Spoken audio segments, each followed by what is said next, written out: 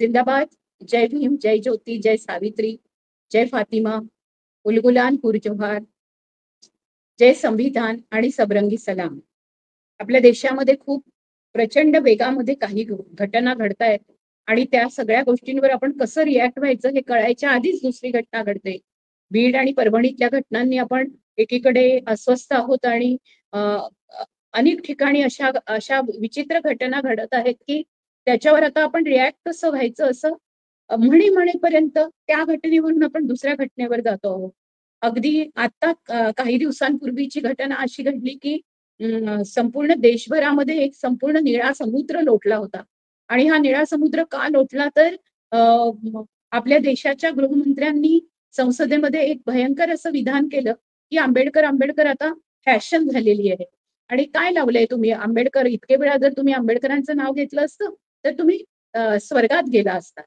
मुळामध्ये प्रश्न असा आहे की ज्या संविधानाच्या जोरावर ज्या मतदानामुळे आणि त्यांनी जरी घोटाळे केले असेल तरी मतदान नावाचा खेळ त्यांना निवडणूक नावाचा खेळ खेळावा लागला होता आणि लोकशाहीमध्ये तो त्याच्याशिवाय तुम्हाला तिथे येऊन बसता नाहीये. त्या संसदेचं जे काही संपूर्ण महात्म्य आहे त्या संसदेमधली जी संपूर्ण साधनशुचिता आहे ती भंग करणारं हे विधान होतं. डॉक्टर बाबासाहेब आंबेडकर संविधानाच्या संविधान सभेचे प्रमुख होते आणि असं असताना म्हणजे तिथे कोणी इंद्र, ब्रह्म, विष्णू किंवा 33 कोटी देवतांनी हे संविधान बनवलं नाही. ज्या देवतांच्या आधारावरचे दावे हे करत होते त्यांनी जे काही आपली आचारसंहिता बनवली त्या आचारसंहितेला सातत्याने या देशातल्या लोकांनी तोंड दिलं आणि जेव्हा जेव्हा त्यांनी विद्रोह केले ते विद्रोह मोडून काढण्याचं काम प्रत्येक वेळेला केलं गेलं आणि तुम्हाला आम्ही स्वर्ग दाखवू, आम्ही तुम्हाला मोक्ष देऊ, तुम्हाला स्वर्गप्राप्ती होऊ शकते, अशा पद्धतीची भंपक आश्वासनं देत देत या देशातल्या असंख्य लोकांना गुंगीत ठेवलं गेलं. मार्क्स म्हणतो की धर्म ही अफूची गोळी आहे. ती गोष्ट इथे भारतामध्ये तर खूपच खरी आहे. आणि धर्म म्हणजे बाकीच्या धर्मांनी अफूची गोळी दिली किंवा नाही हा सगळा बाकीचा विषय वेगळा होईल. पण हिंदू नावाचा धर्म हा कुठेही 33 कोटी देव मानल्याशिवाय तो हिंदू नावाचा धर्म होत नाही.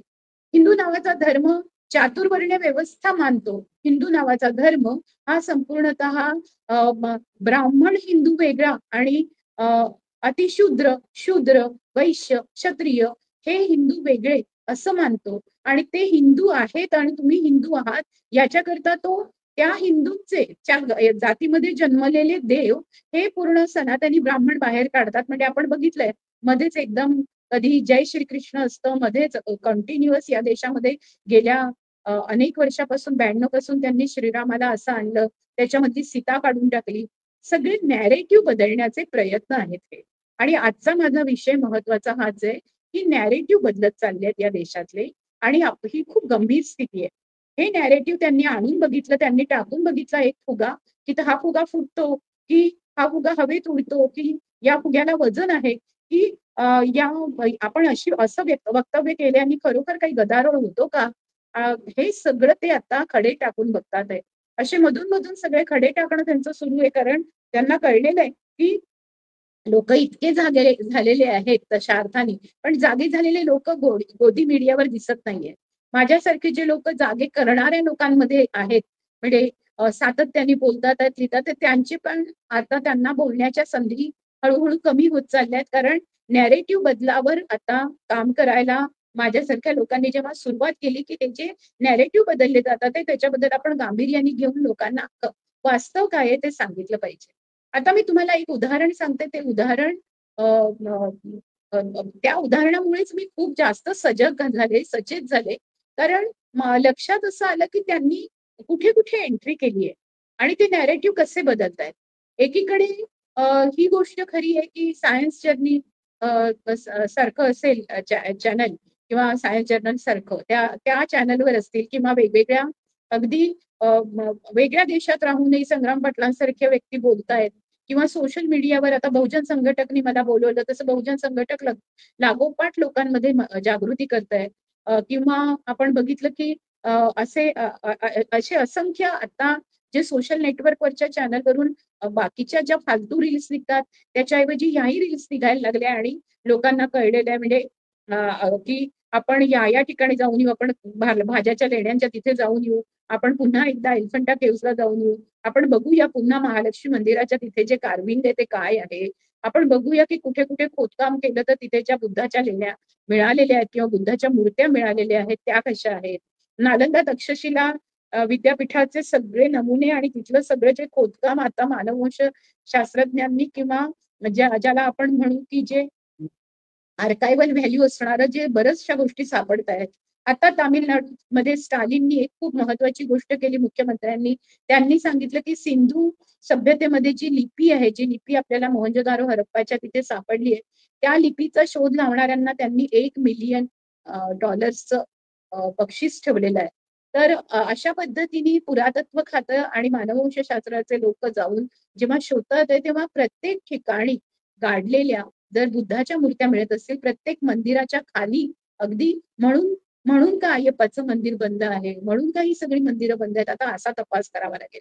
एकीकडे बाबरी मशिदी खाली रामाचं मंदिर आहे म्हणून एवढं मोठं हे करून नरसंहार करून लोकांना मारून त्याच्यावर पूर्णपणे विटा रामाच्या नावाने विटा न्यायच्या आणि त्या पूर्ण मस्जिदीवर चढायचं आणि तहस तहस करायचं. याच्यामध्ये असंख्य जी संपूर्णतः या देशामधली दलित बहुजन मंडळी आहेत, आदिवासी मंडळी आहेत, यांच्यामधल्या तरुण मुलांचे ताफेच्या ताफे नेण्यात आले आणि खूप मोठा नरसंहार पण करण्यात आला. आणि अनेक या देशामध्ये हिंदू मुस्लिम या पद्धतीचं एक मोठं द्वंद्व तयार करण्यात आलं.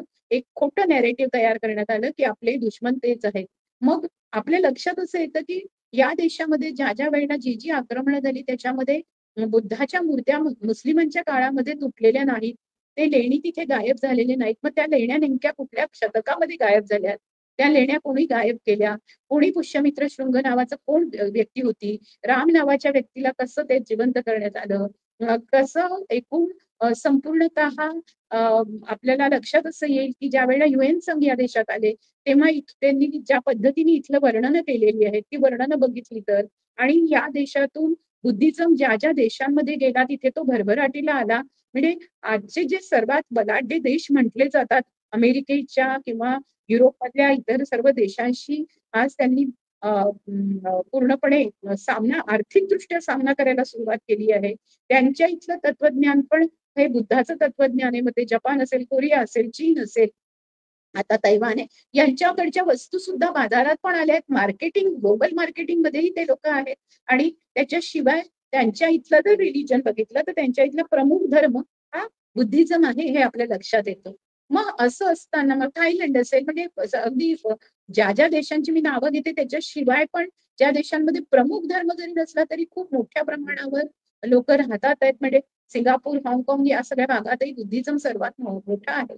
या संपूर्ण भागामध्ये आज ज्या पद्धतीचं आपल्याला हे सापडतं की तरी सुद्धा स्वतःला त्यांनी एका विशिष्ट धर्माचे देश म्हणून घोषित केलेलं नाहीये. आणि ही खूप मोठी विविधता आहे. आणि ह्या विविधतेमध्ये विविध धर्माचे लोक, विविध विचारांचे लोक, विविध प्रॅक्टिसेस ज्याला म्हणून, विविध संस्कृती, विविध कल्चरचे लोक हे जेव्हा एकत्र येतात तेव्हा त्या देशामध्ये वेगळं म्हणजे वेगळी माणुसकी नांदत असते. आणि ती माणुसकी एकमेकांना सहन करणं जे या धम्मामधलं सर्वात महत्वाचं तत्व आहे. म्हणजे सम्राट अशोकाने जेव्हा हा इतका मोठा रक्तपात, हिंसाचार आणि सगळ्याच्या याच्यातून माणसाचं स्खलन होतं हे बघितलं आणि तेव्हा त्यांनी पंचशिलाची जी तत्व आणली किंवा जो 24 आऱ्यांचं जे अशोक चक्र आहे किंवा जे 4 सिंह आहेत, म्हणजे दिसताना 3 सिंह दिसतात, या सगळ्यांच्या संदर्भामधल्या ज्या सगळ्या गोष्टी आहेत त्या हकीकती ज्या होत्या त्यांना कहाण्या बनवत त्याचे नॅरेटिव्ह तयार करत वेगळ्याच प्रकारची सिंहासन बत्तीशी तयार करणं, संपूर्ण ज्या मूर्त्या होत्या त्यांना मुखवटे बनवणं आणि मग ज्या पद्धतीची मूर्तीपूजा अस्तित्वात आणली गेली तिथे नवस बोलणं, मग तिथे संपूर्णतः अंधश्रद्धा पेरत जाणं आणि सामान्य माणसाला त्याच्या बुद्धीला आकलन होण्याच्या पूर्वीच त्याचा मेंदू बधीर करून वेगवेगळ्या प्रकारचे नॅरेटिव्ह टाकणं हे घडतं. आणि हे घडत गेलेलं आहे या देशामध्ये. या देशामध्ये ते कसं घडत गेलं याचा प्रत्यक्ष नमुना आता आपल्याला अमित शहांच्या वक्तव्यामध्ये दिसला. आणि तो नमुना पेरल्यामुळे असंख्य लोक म्हणायला लागले की हो, खरेच आहे की काय चाललंय यांचं हे आंबेडकर आंबेडकर. अ, आणि जर तुम्ही म्हणजे तिथले लोक संसदेतले म्हणजे जितकं अमित शहावर आपण बोलायला पाहिजे की ते एक गृहमंत्री, एक जबाबदार, या देशाचं जबाबदार प्रतिनिधी, त्यांनी जर या पद्धतीने आपल्याशी ते असे विधान करतायत, तर बाकी संसदेमधला जो त्यांचा सत्ताधारी पक्ष आहे त्याच्यातले सगळे सदस्य त्यावेळेला हसत होते. त्यांच्यावर पण खटले भरले पाहिजे. ते कसे काय हसू शकले? त्यांच्या पूर्ण सद्सद विवेक बुद्धीला, त्यांच्या सबकॉन्शियसला, त्यांच्या कॉन्शियसला ही वाक्य पटू तरी कशी शकली? मुख्य म्हणजे डॉक्टर बाबासाहेब आंबेडकर आणि स्वर्ग आणि मोक्ष या संकल्पना हे दोन्ही एकमेकांच्या पूर्ण विरोधातल्या गोष्टी आहेत.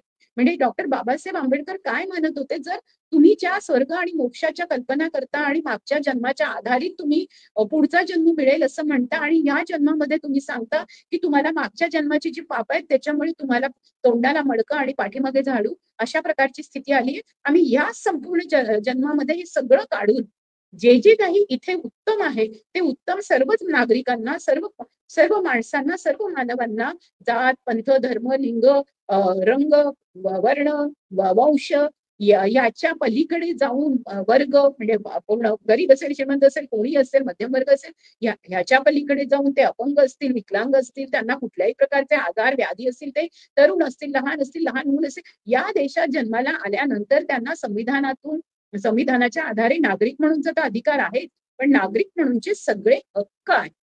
म्हणजे नागरिक म्हटल्याचा अधिकार आणि नागरिक म्हणूनचे मिळणारे सगळे अधिकार हे दोन्हीही मूलभूत अधिकार आणि आपल्या डिरेक्टिव्ह प्रिन्सिपल्सच्या आधारे पण मिळणारे सगळ्या ज्या गोष्टी नमूद केलेल्या आहेत त्या मार्गदर्शक तत्वांच्या आधारे पण आपल्याला मिळणारे अधिकार या सर्वांमध्ये आपण भारतीय नागरिक म्हणून बसतो. आणि त्याच्यामुळे जे स्वर्ग स्वर्ग म्हणत होते म्हणजे एक अंबानी कुठलं ते पुण्य करून आला तर त्याला 35 मजल्याचं घर स्वतःचं एकट्याचं असू शकतं. अदानीला एवढी मोठी जमीन फुकटात आता देऊन टाकलेली आहे. म्हणजे 2200 कोटीमध्ये 4600 कोटी एकर जमीन देऊन टाकणं. हे जे काही घडतंय म्हणजे आपण विचारच नाही करू शकत. म्हणजे एक एक 1 BHK घ्यायला गेलं तर एखाद्या माणसाला तोंडाला फेस येतं आयुष्य घालवावं लागतं. तेही 400 ते 450 स्क्वेअर फीटचा एखादा फ्लॅट जे अदानीनी पूर्ण आपली जमीन घेतली त्याला 68 ते 70 लाख द्यावे लागतात आणि याला 70 लाखामध्ये एक एक एकर काय म्हणजे 2-2 एकर जमीन त्याला सहज देऊन टाकली गेली आहे. एकर म्हणजे तुम्ही विचार करा की आणि खरंच 2200 कोटी रुपये 1000 कोटी रुपये दिले असतील का यांनी? तर तसं आपल्याला दिसत नाही की त्यांनी दिलेले आहेत कारण त्याला ऑलरेडीच इतकं एवढं मोठं 14 लाखाचं कर्ज 14 लाख कोटीचं कर्जही माफ आहे. मग ह्या ज्या सगळ्या गोष्टी घडतायत या देशामध्ये ते ते जर लपवायचं असेल किंवा त्याच्याकडून दुर्लक्ष करायचं असेल तर आपल्याला नॅरेटिव्ह पेरावे लागतील आणि मग नॅरेटिव्ह कोणते पेरायचे तर मग आता दुश्मनीचं नॅरेटिव्ह एक पेरून झालं. ते पहिलं हिंदू मुस्लिम आता ते फेल पडायला लागलं. म्हणजे तिथे भवर मेघवंशी नावाचे जे राजस्थानचे कार्यकर्ते आहेत तर ते आणि खूप महत्वाचे लेखक म्हणून आता ओळखले जातात. त्यांनी मैं एक कार सेवक था नावाचं जे पुस्तक लिहिलं तेव्हा अनेकांना वाटत होतं की नाही नाही दलित फक्त ओबीसी लोकच तिथे गेले असतील किंवा आदिवासी लोक गेले असतील पण अनेक दलित वेगवेगळ्या राज्यांमधून तिथे विटा वाहत तिथे पोहोचलेले होते. त्याच्यातल्या भवर मेघवंशी त्यांच्यामध्ये आंबेडकरी जाणीवा जागृत असल्यामुळे ते जेव्हा तिथून आले परत आणि त्यांच्या मनामध्ये उद्विग्नता होती अस्वस्थता होती तर मैं कभी कार सेवक था लेकिन मैं हिंदू नहीं हूं असं म्हणून मी का हिंदू नाहीये आणि मी कारसेवक होतो पण मी कारसेवक होतो याची मला आता लाज वाटते. अशा पद्धतीची जेव्हा पुस्तकं बाहेर यायला लागली कांच्या यांचं पुस्तक आलं Y I am not Hindu आणि अशा पुस्तकांनी एक वेगळ्या प्रकारची जागृती करायला सुरुवात केली. म्हणजे हे नॅरेटिव्ह यायला लागलं की या देशामध्ये तुम्ही ज्यांना हिंदू म्हणता आहात ते हिंदू नाही आहेत कारण ते त्या हिंदुत्वाच्या व्याख्येत बसत नाही जी हिंदुत्वाची व्याख्या तुम्ही करताय. आणि जी हिंदुत्वाची व्याख्या तुम्ही करताय त्याच्यात न बसणारे लोक जे स्वतःला हिंदू म्हणतात आहे त्यांनी कधीही जाऊन मुसलमानाच्या घरावर दगड मारली नाही किंवा मुसलमानांनी त्यांच्या घरावर दगड मारली नाही. सगळे एकोप्याने वेगवेगळ्या झोपडपट्टीत वस्त्यात राहतात आहे त्यांना दंगे करायला वेळ नाहीये. तुम्ही दंगे घडवून आणताय. तुम्ही महानायकांचे अपमान करणं सुरू केलेलं आहे. आणि मग हा विषय खूप महत्वाचा ठरतो की एक म्हणजे या देशातल्या म्हणजे ज्यांना आपण अनेक युगांनी अशी माणसं होतात असं म्हणतो. युगपुरुष म्हणून पण आपण महामानव म्हणून पण डॉक्टर बाबासाहेब आंबेडकरांचं नाव घेतो. तर त्यांच्याबद्दल अशा पद्धतीचं वक्तव्य केलं म्हणून पूर्ण देशामध्ये जेव्हा ही निळ्या समुद्राची लाट आली, त्यावेळेला यांना कळलं की नाही नाही, आपण आता हे हे नॅरेटिव्ह आपण नाही टाकू शकत. मग आता कोणती नॅरेटिव्ह टाकले पाहिजे? मग त्यांनी अजून पुन्हा वेगळं नॅरेटिव्ह, आणि त्यांनी हिंदू मुस्लिम नॅरेटिव्ह इतकं पक्क टाकलेलं आहे की त्याच्यामध्ये जे जागृत झालेले आंबेडकरवादी असतील, फुलेवादी असतील, म्हणजे दलित, ओबीसी आणि आदिवासी असतील, त्या सर्वांना त्यांनी जवळपास असं सांगायला सुरुवात केल्यामुळे आणि लोकांमध्ये हे भिनवल्यामुळे एक हिंदू विरुद्ध मुस्लिम नॅरेटिव्ह तयार केलं गेलं. आणि त्याच्यामुळे अनेक ठिकाणी आपल्याला लक्षात असं येतं की सोसायट्यांमध्ये आता मुसलमानांना घर द्यायचं नाही, नाही नाही, मग अशा पद्धतीने डोक्यात पेरलं जातं की बाबासाहेब मुस्लिमांच्या विरोधातच होते.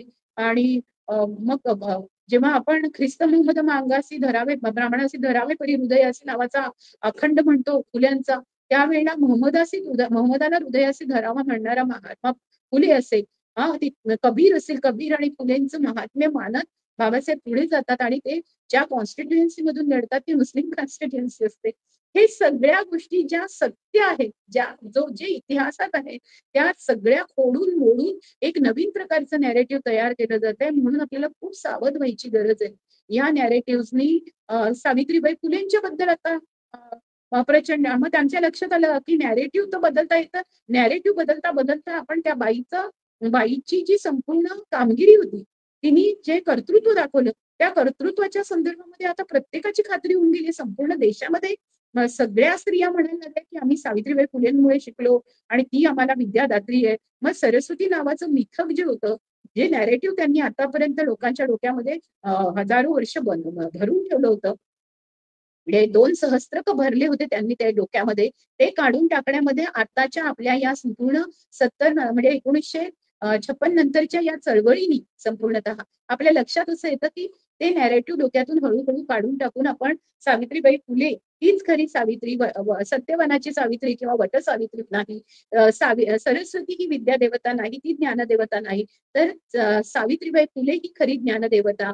कधीच आम्ही सरस्वतीला पाहिलं नाही, सरस्वतीची मूर्ती आहे, पण सरस्वती कधी सामान्य लोकांमध्ये बसून तिने गाणं शिकवलंय किंवा तिने वाद्य वाजवली आहेत असे कुठेही उल्लेख नाहीत. अगदी वेदांमध्ये सुद्धा नाही. कारण वेदांचं अध्ययन करत असताना एक गोष्ट खूप लक्षात आली माझ्या. आम्ही 3 मैत्रिणींनी त्याचा अभ्यास केलेला आहे आणि ते पुस्तक नुकतंच येईल. तर वंदना महाजन, संध्या नरे पवार आणि लता प्रम या तिघींनी मिळून त्याच्यावर अभ्यास केलाय. ते मी प्रत्येक वेळी सांगत नाही. आता नॅरेटिव्हच्या संदर्भामध्ये सांगताना विशेषतः की जे नॅरेटिव्ह त्यांनी पेरलेले होते, ते नॅरेटिव्ह त्यांनी गार्गी, मैत्रेयी असे नॅरेटिव्ह पेरत त्यांनी याच्या विरोधामध्ये उभे केले होते की मग मुलींची नावं काय द्यायची, तर अरे मग मुलींची नावं सावित्री दिली जात आहेत, पंडिता रमाबाईचं रमा दिलं जात आहे, माता रमाईचं रमा दिलं जात आहे, रखमाबाईंचं, डॉक्टर रखमाबाईंचं रखमा दिलं जात आहे, ताराबाई शिंदेचं तारा दिलं जात आहे. मग त्यांनी तिकडच्या पंचकन्या काढल्या आणि त्याच्यामध्ये ज्या सगळ्या ऋषीपत्नी होत्या त्याच आपल्या आदर्श असं म्हणून त्यांची नावं प्रमुख म्हणून ते टाकायला लागले.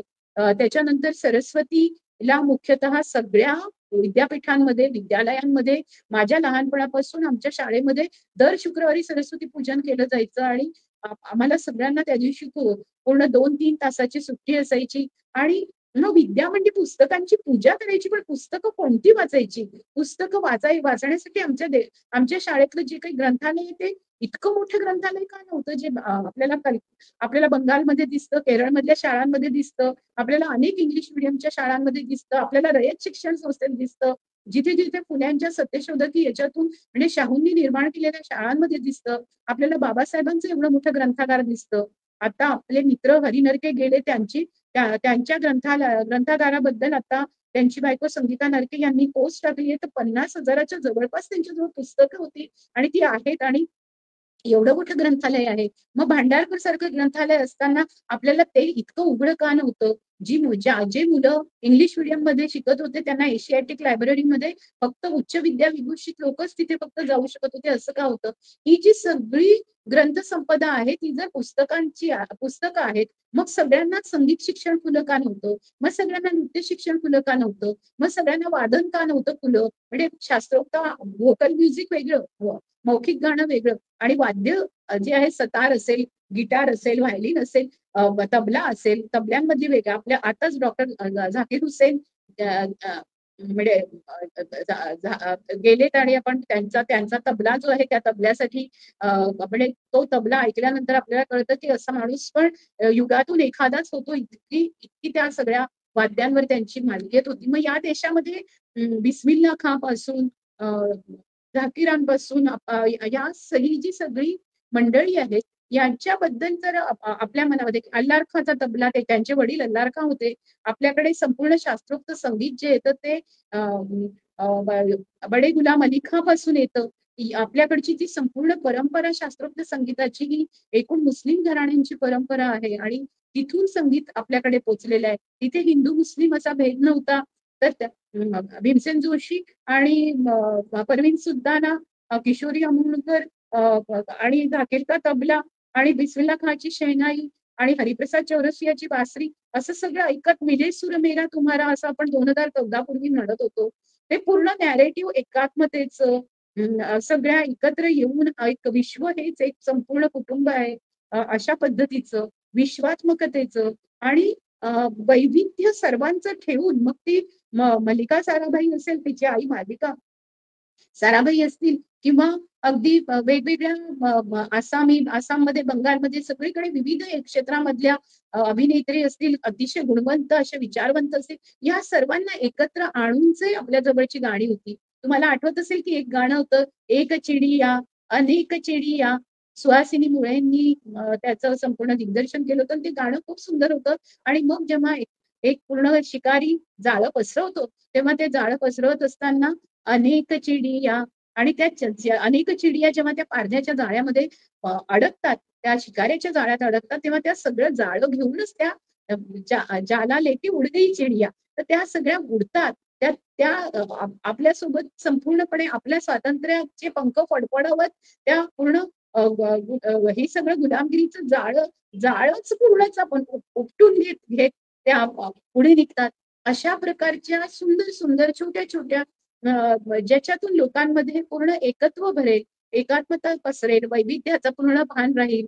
वेगवेगळ्या प्रत्येक चिडीचा रंग वेगळा आहे. ती प्रत्येक वेगवेगळ्या वृक्षांवर बसली आहे. इथे वेगवेगळी झाडं आहेत, फुलं आहेत.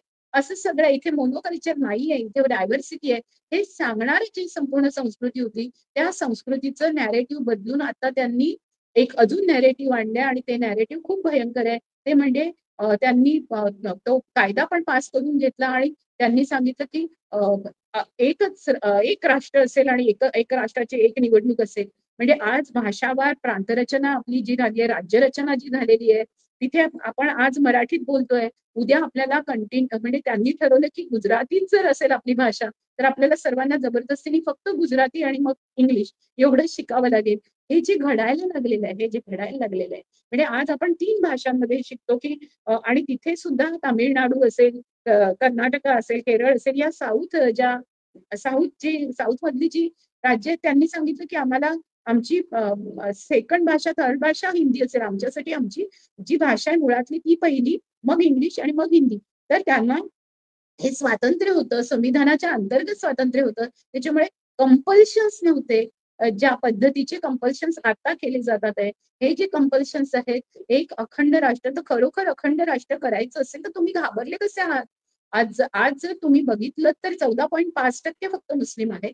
2.5% फक्त ख्रिश्चन आहेत. त्याच्यानंतरचे जे कोणी आहेत त्याच्यामध्ये पारशांची संख्या तर मायनस मध्ये जाते आहे.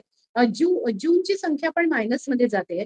आता तुम्ही बघितलं तर मग आता जे राहिलेत कोण तर बौद्ध, शीख, जैन, बहाई थोडेफार ह्या सर्वांच्या ह्याच्यामध्ये आपण जर बघितलं तर मग ह्या धर्मांना हिंदू कोड बिलच लागू होत आहे. म्हणजे तशाही अर्थाने हिंदू नावाची जी संपूर्ण एक मिथक आहे किंवा हिंदू नावाचा जो संपूर्ण एक वर्ग आहे तो वर्ग मिथक हा शब्द बाजूला ठेवू, हा जो वर्ग आहे ह्या हिंदू वर्गामध्ये 82% जर जनता आहे तर 82% जनता असताना आणि स्वतः आपण हिंदूच आहोत आणि हिंदूंचं राज्य आलंय असं म्हणणाऱ्यांना इतकी कसली भीती वाटते आणि इतकी कसली फक्त 18% लोकांपासून भीती वाटायला लागली आहे यांना. हे प्रश्न जेव्हा यायला लागले, लोक विचारायला लागले, तेव्हा यांनी कळलं की नाही आता लोक तर खूप जागे झालेले आहेत. मग लोक जागे झालेत, मग आता आपल्याला हिंदू मुस्लिम फक्त करून नाही चालणार. आता आपल्याला अखंड राष्ट्राची संकल्पना मांडत असताना आपल्याला एक देव एक राष्ट्र अशा पद्धतीने आणावं लागेल. मग आता हे लक्षात घेण्यासारखं यांनी सगळ्यांनी जेवढे हिंदू आहेत की त्यांचे 33 कोटी देव जे आहेत ते पण आता धोक्यात आलेले आहेत. हे लक्षात नाही आलं त्यांच्या, जेव्हा ते जय श्रीरामचा नारा देतात त्यावेळेला त्यांच्या लक्षात नाही आलं की त्यांची सीता ही देवी काढून टाकलेली आहे त्यांनी. त्यांनी हळूहळू तुम्हाला नवरात्रीमध्ये साड्या बिड्या नेसायला लावल्या आणि त्या साड्या नेसायला लावतच ते अशा पद्धतीने पोशाखी दागिन्यांच्या अशा व्यापाराच्या बाजाराच्या वळणावर त्यांनी जसं त्यांच्या देव्या आणून ठेवल्या तसं त्यांना वाटलं की सावित्रीबाई फुलेंच्या नावाने आपण आता अशा पद्धतीने एक पूर्ण लहर आणू आणि ती लहर आणली की खूप बरं होईल. आणि मी तुम्हाला सांगते त्याच्यामध्ये अनेक पुरोगामी सुद्धा वाहत गेले. मुळामध्ये प्रश्न असा आहे की तुम्ही सावित्रीबाईंच्या जीवनावर नाटक लिहा, नाटक करा, तुम्ही गाणी लिहा, गाणी म्हणा, तुम्ही पुस्तकं वाचा, तुम्ही ग्रंथालय उघडा, तुम्ही शाळा उघडा. ज्या मुलांच्या ज्या 12,000 जिल्हा परिषदेच्या शाळा बंद झालेल्या आहेत आणि तेव्हा तुम्ही सावित्रीची आडवी चिरी लावून आणि नऊवारी नेसून रस्त्यावर फिरून उत्सव काय करता? आणि अभिनेत्र्या जे बोलतात ते त्यांना स्वतःला सावित्रीबाई फुलेंबद्दलची माहिती पण नाही. मग निदान चांगले लेखक ज्यांचा अभ्यास आहे त्यांच्याकडून स्क्रिप्ट लिहून घ्या. 1 जानेवारी रोजी सोनाली कुलकर्णीचा इंटरव्ह्यू होतो आणि तिने अनेक ठिकाणी म्हणजे तिने रमाबाईंचं पण काम केलेलं आहे. हे लोक अभिनय करत असतील, उत्तम अभिनय करत असतील, तेव्हा त्या अभिनयामध्ये ते रमाबाई जगतही असतील, सावित्रीबाई जगत असतील, पण त्यांना जर त्यांच्याबद्दल माहितीच नाहीये. 1 जानेवारीला सोनाली कुलकर्णीच्या इंटरव्ह्यू मध्ये ती म्हणते की आपण दरवेळेला 1 जानेवारी उजाडल्या कोणता दिवस साजरा करतो? तर आपण सावित्रीबाईंचा स्मृती दिवस साजरा करतो. अरे आपण जे लोक सगळ्यांना म्हणजे अगदी लहानातल्या लहान मुली पण सांगेल की आज सावित्रीबाई फुले जयंती आहे आणि ही एवढी मोठी चूक दुरुस्त न करता एडिट न करता तोच व्हिडिओ सगळीकडे व्हायरल केला जातोय. म्हणजे हे जे नॅरेटिव्ह पेरले जातात आहे, जयंतीच्याच दिवशी तिला मारण्याचं नॅरेटिव्ह, तिचा स्मृतिदिन करण्याचं नॅरेटिव्ह हे खूप गंभीर आहे. लक्षात घ्या. तुम्ही आंबेडकरांना स्वर्ग दाखवण्याची जी काही गोष्ट आहे ते नॅरेटिव्ह लक्षात घ्या. आज संपूर्णतः हे जे नॅरेटिव्ह पेरणं सुरू आहे त्याच्यानी सामान्य मुलं, सामान्य तरुण, सामान्य भडकायला लागलेलं आहे. कारण हे व्हॉट्सअप युनिव्हर्सिटीतून हे जाळं खूप मोठ्या प्रमाणावर पेरलं जात आहे. हा जो शिकारी आहे, हा जो तिथे जाळं टाकणारा जो संपूर्ण आहे त्याला आर्टिफिशियल, वंदना शिवा खूप चांगलं बोलतात की आर्टिफिशियल इंटेलिजन्स नाहीये ती, तिथे इन्फॉर्मेशन आहे. ती बुद्धिमत्ता कोणाची?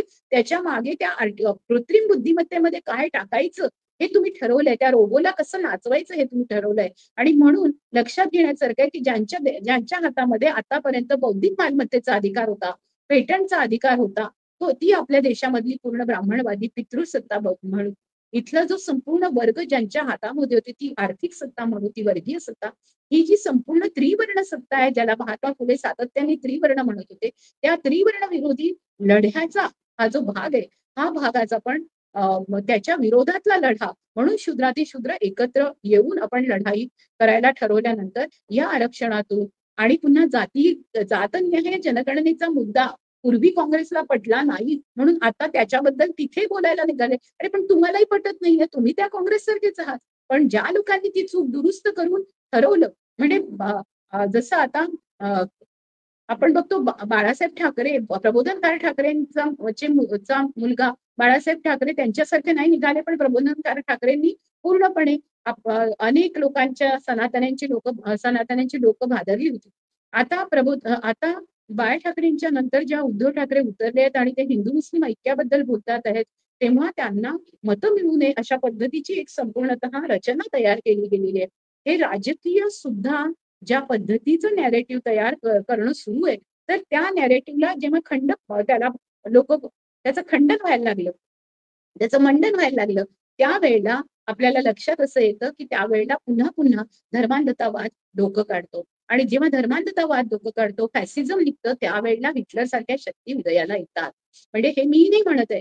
आता आज मी तुमच्याशी बोलत असताना अनेक गोष्टींचा मी अभ्यास करत होते आणि मी कुठलीही गोष्ट करत असताना तुमच्याशी अभ्यास करून बोलते. एखाद वेळेला जर माझा संदर्भ स्लिप ऑफ टंग असं झाला असेल तर तो मला लक्षात पण आणून द्या. पण मी शक्यतोवर अशा चुका होऊ नयेत म्हणून त्याची सगळ्यांची सालांसकट म्हणजे वर्षांसकट, सणावळीसकट त्याची सगळ्यांची खात्री केल्याशिवाय तुमच्याशी बोलत नाही. म्हणजे आज आपल्याला एक नॅरेटिव्ह पुन्हा पेरून टाकलं होतं त्यांनी सावित्रीबाईंच्या बद्दल आता सावित्रीबाईंच्या बद्दल ज्या पद्धतीचे नॅरेटिव्ह पेरले तसं सावित्रीबाईंच्या बरोबर म्हणजे अगदी मी बघितलं माझ्या बरोबरीच्या हुशार म्हटल्या जाणाऱ्या ज्या स्त्रीवाद्यांची पुस्तकं तुम्ही वाचतात, ज्यांची पुस्तकं स्त्री अभ्यास केंद्रामध्ये पण लावली जातात वगैरे, त्यांनी पण बाबासाहेबांच्याच पुस्तकांचे टायटल्स देऊन स्वतःच्या नावावर कपवलेले आपल्याला दिसतात. दुसरीकडे एक नॅरेटिव्ह पेरलं गेलं, एक मोठ्या मराठीत स्त्रीवादी पुस्तकं आली आहेत त्यांची आणि त्या एका मासिकाच्या याच्यामध्ये त्या प्रमुख वगैरे म्हणून त्यांना समोर ठेवलं गेलेलं आहे आणि त्या एका त्यांना एक संपूर्ण नॅरेटिव्ह पेरायचंय आणि त्यांना नॅरेटिव्ह पेरायचंय आता की कोणीतरी ब्राह्मण स्त्री होती की जिने या काळामध्ये काम केलं. मग त्यांना म्हटलं की तुम्हाला ब्राह्मण स्त्रीचं नॅरेटिव्ह पेरायचंय ना, मग तिथे भरपूर आहेत ते नॅरेटिव्ह. मग आपण मृणाल गोरेंचं नॅरेटिव्ह बाहेर काढू, आपण समाजवादी स्त्रियांमधली सगळी नॅरेटिव्ह बाहेर काढू ना, मग आपण त्यांच्यामधली नॅरेटिव्ह बाहेर काढू. आपण कॅप्टन लक्ष्मीच्या नॅरेटिव्ह पासून सुभाषानी अलीपर्यंत म्हणजे हिंदू मुस्लिम लग्नांमधले नॅरेटिव्ह बाहेर काढू. मग आपण हे नॅरेटिव्ह बाहेर काढू की तारा रेड्डी, अहिल्या रांगणेकर, मंजू गांधी यांचे नॅरेटिव्ह बाहेर काढू. मग तुम्हाला तेच हवं असतील तर आपण काढूया ना, मग ही नॅरेटिव्ह बाहेर काढू. अंजली महादेव प्रकाश आंबेडकर असं नॅरेटिव्ह बाहेर काढू. म्हणजे नॅरेटिव्हच बाहेर काढायचे असतील तर तुम्ही आंतरजातीय विवाह, आंतरधर्मीय विवाह, इथे संपूर्णतः ज्या पद्धतीचे समाजवादी याच्यामध्ये झालेले असतील किंवा डाव्या चळवळींनी असेल, दलित बहुजनांच्या चळवळींनी असतील, फुले आंबेडकरवादी चळवळीचं आणि विशेषतः शाहूंच्या काळामध्ये होणारे आंतरजातीय विवाह आणि मंदिरांमध्ये सगळे पूर्णपणे फक्त उच्चवर्णीय पुजारी न राहता वेगवेगळ्या जातींचे पुजारी नेमण्याच्या पासूनचे जे सगळ्या गोष्टी केल्या गेल्या 1902 मध्ये पहिलं आरक्षण आलं. या सगळ्या गोष्टींचे इतिहास ते मोडून काढायला निघाले. ते हा इतिहास मोडून काढला त्यांनी संसदेमध्ये सुद्धा आणि बाहेर सुद्धा की या देशाचं स्वातंत्र्य 2014 मध्ये मिळालं म्हणून. आणि कंगना राणावत ते बोलते, ती स्वतः MP म्हणून निवडून आलेली आहे आणि या देशामध्ये अनेक लोक म्हणतात आहेत की देश जो गुलाम आहे तो आता गुलामीत होता, आता आम्ही आझाद झालो. मग तुम्ही आझाद झाला आहात ना, मग म्हणजे तुमचा धर्म हिंदू धर्म आता प्रस्थापित झालाय ना, मग आता तुम्ही कुठे धोक्यात आहात? तुम्ही आझाद झाला ना 2014 मध्ये, मग आता तुम्ही कसे काय धोक्यात आलात? म्हणजे ऍक्च्युअली त्यांनी ज्यांना म्हटलं की यांच्यामुळे पाकिस्तान निर्मिती झाली, तर लोक कसे मूर्ख आहेत ना, लोकांना कळत नाही की यांना पुन्हा पाकिस्तान निर्मिती करायची आहे, यांना पुन्हा मुसलमानांना इथून बाहेर काढायचंय. म्हणजे यांच्या डोक्यामध्ये हिंदू आणि पाकिस्तान अशी विभागणी आहे, यांच्या डोक्यामध्ये हिंदुस्थान आणि खलिस्तान अशी विभागणी आहे. म्हणजे हे सगळे धर्मांधतावादी यांना वेगवेगळ्या प्रकारचं हे हवंय आणि ह्या हिंदुस्थानचं राज्य सुद्धा कोणाकडे असेल असं आपण विचारलं की मग तिथे कोणते हिंदू असतील असं आपण विचारलं तर त्याचं उत्तर त्यांना पटकन नाही देता येत. याचं उत्तर त्यांच्या जवळ आहे आणि ते त्यांच्या जवळ असं आहे की फक्त सनातनीच या देशावर राज्य करतील, बाकी मात्र सगळेजण आमचे गुलाम होतील. म्हणजे पुन्हा एकदा मनुस्मृती आणायची, पुन्हा एकदा चातुर्वर्ण्य आणायचं, पुन्हा एकदा अशा पद्धतीने संपूर्णतः कलम करायचं. ज्या गुलामगिरीवर आसूड उगारत म्हणजे फक्त शेतकऱ्यांचा आसूड हा हंटर कमिशन समोर नाही, तर गुलामगिरीवर आसूड उगारत त्या परशुरामाचे संपूर्ण धिंडवडे काढून की त्यांनी कसं आपल्या आईला ठार करणारा, आईचा खून करणारा माणूस कसा काय तो प्रमुख हे होऊ शकतो. किंवा इथले जे शेतकरी होते, जे स्वतःला शेतकरी होते म्हणून क्षेत्र सांभाळत होते, म्हणून त्यावेळीची क्षत्रियाची व्याख्या जी होती आणि वेदांमध्ये केलेली क्षत्रियाची व्याख्या याच्यामध्ये खूप फरक आहे. तर जे शेतकरी होते, जे कुणबी होते, त्यांना त्यांची संपूर्ण शिरकाण करून टाकायचं, त्यांची शेती कब्जा करून टाकायची, त्यांची जमीन घेऊन टाकायची. आज अदानी अंबानी काय करतात आहे? आज अदानी अंबानी या परशुरामाचाच अवतार आहे आणि संपूर्णतः आपल्या सगळ्या भूमी ग्रहण करतात आहे आणि त्यांना सगळ्या सरकारने पूर्णपणे त्यांना जीएसटी नाहीये. आपल्याला छोट्या छोट्या गोष्टीमध्ये आपण प्रवास केला तरी जीएसटी आहे, आपण पाणी प्यायलो तरी जीएसटी आहे, आपण साधी ही वही घेतली तरी जीएसटी आहे, आपण साधं भाजी खरेदी करायला गेलो तरी जीएसटी आहे. आज सगळ्या ठिकाणी जीएसटी लावलेली आहे आणि शेतकऱ्यांच्या मालाला मात्र भाव नाहीये आणि सगळी तोंडाला पानं पुसली की आम्ही कायदा काढून टाकू. म्हणजे नॅरेटिव्ह असं तयार करायचं. मला एक गृहस्थ भेटले होते आणि त्या गृहस्थांनी मला सांगितलं आणि मी नॅचरोपॅथीची ट्रीटमेंट करायला आता गेले, आता मला मध्ये बरं नव्हतं, तर तिथे त्या गृहस्थांनी माझ्याशी वाद घालायला सुरुवात केली. ते म्हणाले की त्यांना कळलं की मी तिथे काही आपली आयडेंटिटी वगैरे खूप ओपन करण्याचा भाग नसतो, पण स्वाभाविक आहे की कार्यकर्ते असाल, तुमची मूल्य असतील, तुम्ही ज्या पद्धतीने बोलता किंवा काय, त्याच्यामुळे तुमची आयडेंटिटी आपोआप ओपन होते. म्हणजे माझी तर आयडेंटिटी खूप जाहीर आहे, अनेकांना माहिती आहे आणि 50 वर्ष झालेत मला चळवळीत. यावर्षी 2025 मध्ये म्हणजे 1975 पासून मी चळवळीत आहे आणि यावर्षी मला मला चळवळीमध्ये स्त्रियांच्या चळवळीत येऊन मला स्वतःला अर्धशतक झालेलं आहे. आज मी 66 वर्षाची, 66 इयर्स ओल्ड.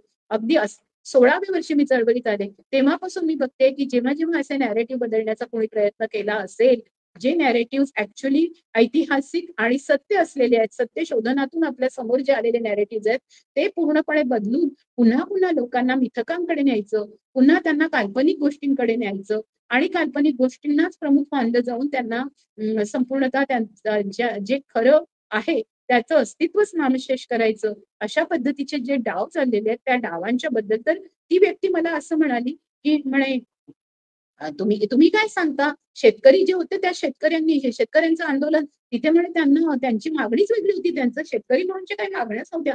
म्हणजे हे नॅरेटिव्ह पेरलं गेलं हे ऐकल्यावर मी थक्कच झाले, कारण मी स्वतः किसान आंदोलनामध्ये गेले होते आणि तिथे त्यांनी त्यावेळेला जे दाखवलं होतं गोदी मीडियानी, एक कुठला भलताच माणूस चढला आणि तो त्यांच्यामधलाच होता, त्यांनीच तिथे वेगळा झेंडा लावला. आणि खरं तर आज आपल्याला माहिती की RSSच्या कचेरीवर आतापर्यंत कधी तिरंगा लागत नव्हता, ते नेहमी भगवाच लावत होते. म्हणजे त्यांनी तिरंग्याचं आयुष्यभर आणि त्यांच्या संपूर्ण हेडगेवार असेल, गोळवलकर असतील, सावरकर असतील, यांनी कायमच तिरंग्याचा अपमान केलेला आहे. म्हणजे आज त्यांनी जनगण मन बद्दलही एक नॅरेटिव्ह पेरून टाकलेलं होतं. आज संपूर्णतः जेव्हा स्वतः इतकं महत्वाचं आहे की AR रेहमान जेव्हा वंदे मातरम म्हणतं किंवा जेव्हा जावेद अख्तर लगान मधलं गीत लिहितात किंवा मन तळपत हरिदर्शन को आज असं मोहम्मद रफी गातात, तर लक्षात घेण्यासारखे की किंवा तुम्ही आता अगदी त्या महाभारतचे आणि इथले सगळे डायलॉग आहे का कोणी लिहिले कादरनी लिहिलेले डायलॉग आहेत ते आणि तुम्ही म्हणजे राही मासूम रजांचे आपण डायलॉग ऐकतो, कादरचे डायलॉग ऐकतो आणि या सर्वांनी ज्या पद्धतीने या देशातलं सगळं वेगवेगळं काव्य, महाकाव्य, अभ्यास हा सगळा एकत्र करत करत एकत्र गुंफण केली आणि त्यांनी लिहिलेल्या ज्या गोष्टी आहेत त्या गोष्टी मिथक या सर्वांवर प्रेम केलं. अशा सगळ्या लोकांची एकमेकांची मैत्री पण तुम्ही तोडून टाकायला निघालाय. मग त्या माणसाशी माझं ज्या वेळेला वाद झाला त्यावेळेला त्या माणसाने मला खूप मला मला महत्वाचं हे वाटलं की हे तुम्ही त्याला विचारलं की तुम्ही नेमकं कोणते चॅनल बघितले, तुम्ही कोणते सिनेमे बघितले, तुम्ही कोणत्या भाषण ऐकले, की तुम्ही कशामुळे तुम्ही तुमच्याजवळ काय आहे, तुम्हाला मी पण दाखवते. तर ते म्हणाले की गुगलवर सगळं खोटं आहे. तर म्हटलं अगदी बरोबर आहे तुमचं, गुगलवर सगळं खोटं आहे. चला मी दाखवतेच की काय काय खोटं आहे ते पण दाखवते. आणि मग मी गुगल काढून त्यांना मी दाखवलं की तुम्ही तुम्ही सांगा की 1947 साली भारताला स्वातंत्र्य मिळालं की नाही मिळालं. तर ते म्हणाले की हो त्याच्याबद्दल हे खरं आहे म्हणूनच आपण इथे राहतो. म्हटलं मग तुम्ही जर झारखंडचे आहात तर झारखंड तुमचा स्वतंत्र झाला, आदिवासींचं झारखंड हे राज्य, तुम्ही झारखंड कशाला म्हणता, तुम्ही बिहारच म्हणा ना त्याला, बिहार कसं काय मग. तर मग ते झारखंड झालं का नाही झालं. मग ते म्हणाले हो झालं. म्हटलं मग आता झारखंडमध्ये जे आदिवासी राहतात आहे त्या आदिवासींचं दमन, तर म्हणे नाही होते, काही आदिवासींचं दमन होत नाहीये, कुठल्याही मुसलमानांना काहीच त्रास दिला जात नाहीये, कोणाला काहीच नाही. तर मी म्हटलं तुम्ही फार एका सुंदर जगामध्ये राहताय की जिथे काहीच असं घडत नाहीये. मग म्हटलं मग जर काहीच होत नाहीये, त्रासच दिला जात नाही, जर सगळं सुंदर आहे, तर म्हटलं मग आहे कोणाची दुश्मनी, दुश्मनी नाहीच आहे ना मग. मग ते चपापले. म्हटलं मग जर दुश्मनी नाहीये तर मग ही दुश्मनी काढली कशी जाते, हे नॅरेटिव्ह पेरतं कोण आहे. आणि मग त्यांना मी गुगल मधून एक विशिष्ट प्रकारचे युनिव्हर्सिट्यांमधले आता मॉड्यूल तयार करण्यात येतात. ते मॉड्यूल तयार करताना एक ज्ञानकोश नावाची एक साईट आहे, त्या साईटवर अशा पद्धतीने काही युनिव्हर्सिट्यांमधलं अभ्यासक्रम तयार करण्यात आलाय. पहिल्यांदा वाचताना वाटतं की न्यू सोशल मुवमेंट्स बद्दलचं असेल हे. तुम्हाला जाता जाता सांगते की मी doctor Babasaheb Ambedkar centre for social justice जे आहे मुंबई युनिव्हर्सिटीचं कलिनाचं, तिथे मी काही पेपर्स काही सेमेस्टर्स मध्ये शिकवते. त्याच्यामध्ये मी हिस्ट्री ऑफ सोशल मुवमेंट नावाचा पेपर शिकवते. तर त्याच्यामध्ये अजूनही 3-4 गोष्टी माझ्या लक्षात आल्या, त्यांनी घालायला पाहिजे खरं तर. पण हा खूप चांगल्या पद्धतीचा पेपर आहे आणि त्या पेपरमध्ये तरी सुद्धा काही गोष्टी अजून त्याच्यामध्ये टाकलेल्या नाही. म्हणजे मंडल आयोग, ओबीसी चळवळ नाहीये, मुस्लिमांनी या देशाला दिलेलं योगदान आणि त्यांच्या चळवळी ज्या आहेत किंवा मुस्लिम ओबीसीची जी चळवळ आहे किंवा मुस्लिमांनी नॅशनल मुव्हमेंटमध्ये केलेलं जे संपूर्ण योगदान आहे याबद्दलचा तिथे खास उल्लेख असायला पाहिजे. किंवा जेव्हा नागरिकत्वाच्या चळवळीच्या बद्दल आहे तेव्हा शाहीनबाग सारखी चळवळ असली आहे, त्याचा उल्लेख त्याच्यामध्ये असावा. ट्रान्सजेंडरच्या चळवळीबद्दल, समलैंगिकतेच्या चळवळीबद्दल असेल, किंवा सेक्स वर्कर्स किंवा बार्गर्सची जी चळवळ झाली त्याच्याबद्दल असेल, याच्याबद्दल तिथे अजूनही मुलांना, म्हणजे विद्यार्थ्यांना, मुलं नसतातच खूप मोफत, वेगवेगळ्या फील्डमधली माणसं तिथे शिकायला येतात आणि ती जवळपास 50शी पार केलेली अशा व्यक्ती तिथे शिकायला येतात. वेगवेगळ्या डिसिप्लिन मधली येतात आणि त्याच्यामुळे मला शिकवताना मी वेगळ्या वर्गाला शिकवत असते, म्हणजे तशा अर्थाने त्यांना वेगळं ज्ञान असेल असं मानत मी शिकवत असते. तर तेव्हा माझ्या ही गोष्ट लक्षात आली, की मी बघत होते की गुगलमधून या लोकांनी काय वाचावं, कारण सगळे कोर्स आता ऑनलाईन आहेत. मग मी त्यांनी त्यांनी ऑनलाईन काय वाचावं म्हणून बघत होते, कारण पुस्तकं तर ते बघतील, वाचतील. ती पुस्तकांची लिस्ट दिली. तर त्यावेळेला मला हे ज्ञानकोश नावाचं एक हे सापडलं. आता त्याच्यावरून असं वाटतं की ज्ञानकोश म्हणजे काहीतरी एन्सायक्लोपीडिया वगैरे वगैरे काहीतरी असेल. पण या वेबसाईटवर गेल्यानंतर मी वाचायला लागले, तेव्हा आतमधलं वाचून मला खूप धक्का बसला.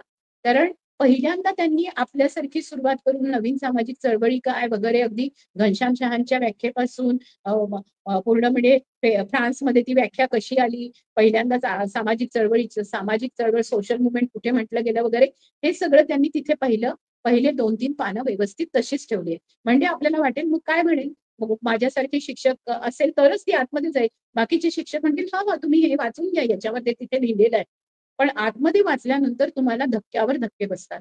त्याच्यामध्ये ट्रायबल मुव्हमेंट नावाचा जो भाग आहे, त्याच्यामध्ये त्यांनी बिरसा मुंडा बद्दल जे लिहिलेलं आहे, आणि मग मी इतकी अस्वस्थ झाले.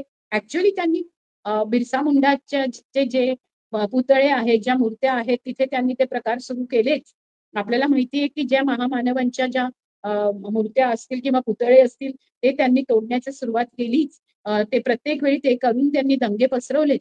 आता यांनी काय केलं, की यांनी पुस्तकांमध्ये काय पेरलेलं आहे, त्याच्यामध्ये त्यांनी लिहिलं, कुणीतरी कुठलातरी एक माणूस काढलाय, अतुल पाचोरी नाव वगैरे काहीतरी त्यांनी दिलेलं आहे. आणि मग तो एका अशा माणसाला भेटला, की तो माणूस हा एकदम शंकराचार्यांच्या जवळचा वगैरे होता आणि तो अतिशय हुशार माणूस होता. त्याला बिरसाच्या तो संपर्कात आला. मग त्या माणसाने त्याला बिरसाला जानवं दिलं. मग बिरसाने जानवं घातलं आणि बिरसा त्याच्यानंतर गोहत्येचा प्रचार करायला लागला. अशी वाक्य आहेत त्याच्यात, अशी वाक्य आहेत. म्हणजे अजून मी तुम्हाला सांगते ते अगदी सॉफ्ट सांगते. पण इथे अशा पद्धतीने घुसून त्यांनी प्रक्षिप्त करून टाकलेला आहे भाग. जसं सावरकरांचा माफीनामा त्यांनी आमच्यापासून लपवून ठेवला. मी लहानपणी नागपुरात वाढली आहे त्याच्यामुळे मी लहानपणी सावरकरांच्या गोष्टी-बिष्टी फार अभिमानाने सांगायची आणि मला माझ्या अवतीभोवती सगळं आर-एस-एसचंच वातावरण होतं. माझी शाळा पण आर-एस-एस होती. माझ्या घरात पुस्तकं पण त्यांची यायची. म्हणजे माझं डोकं त्यांनी संपूर्णतः आर-एस-एस संपृक्त करायचं ठरवलं होतं. पण एक बरं झालं, की मला 10वी नंतर मी फुले आंबेडकरी चळवळीच्या संपर्कात आले आणि एम-एला असताना तर मला यशवंत मुनवऱ्यांसारखे सर मिळाले. माझा संपूर्ण मी 1975 मध्ये चळवळीत आले, तेव्हा मी काँग्रेसच्या कॉलेजमध्ये गेले आणि मला फार वेगवेगळ्या प्रकारचं साहित्य वाचायला मिळालं. मला समाजवादी चळवळीत वेगळं साहित्य वाचायला मिळालं.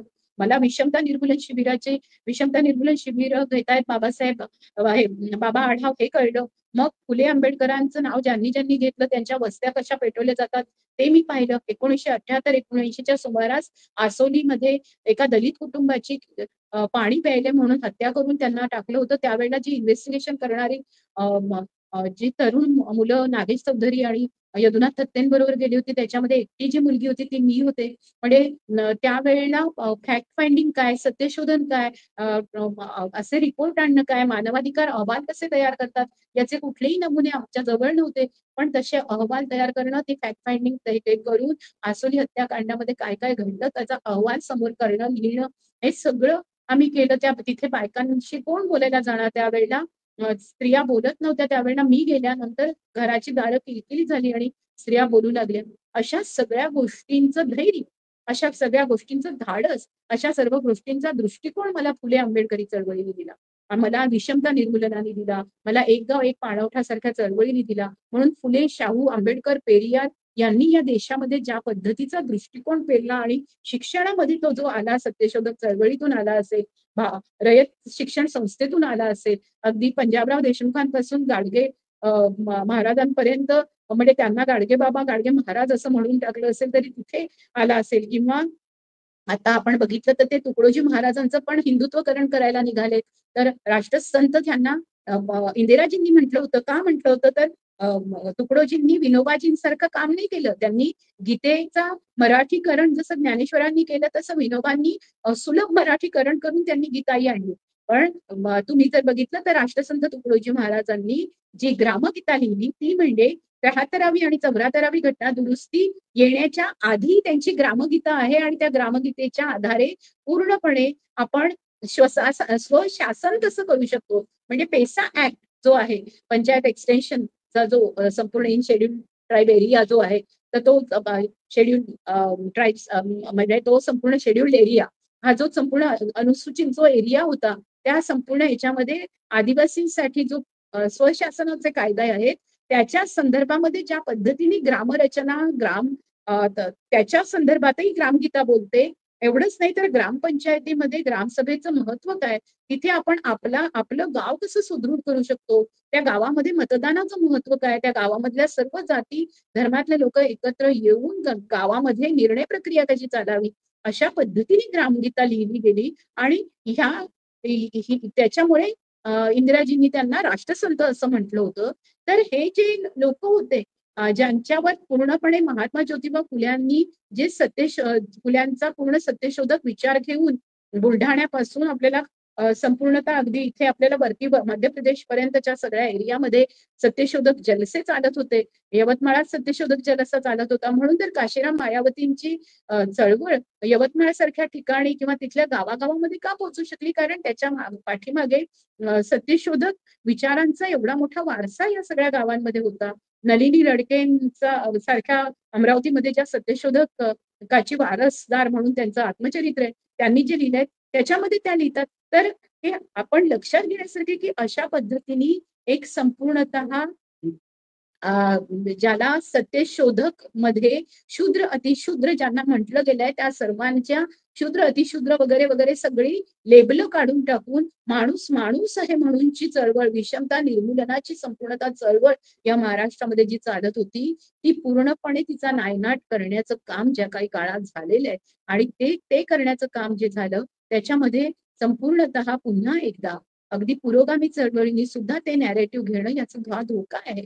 त्याच्यामध्ये असे नॅरेटिव्ह आल्यानंतर म्हणजे सावित्रीबाईंची आडवी चिरी लावायची आणि आपण नवारी पातळ नेसून जायचं, अशा पद्धतीने अशी फॅड पुरोगामी लोकांनी बंद केली पाहिजे.